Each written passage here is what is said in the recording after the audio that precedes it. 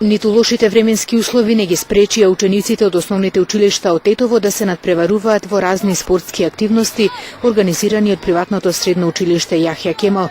Вкупно 200 ученици денеска и околу 170 од 5 рурални општини минатата недела ги одмеруваа силите во фудбал, кошарка, одбојка и тенис во машка и женска конкуренција.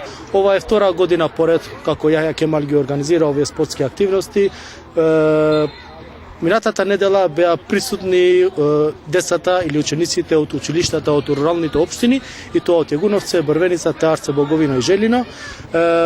Тие се надпреваруваа помеѓу себе и се одбра првиот финалист.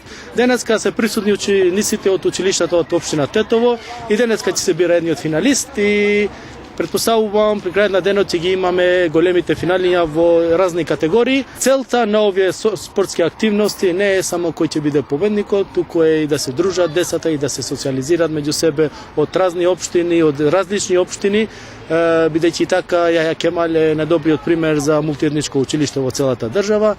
На крајот ќе им се доделат пеари и медали и исто така ќе има награди за првите 3 места во сите разни активности.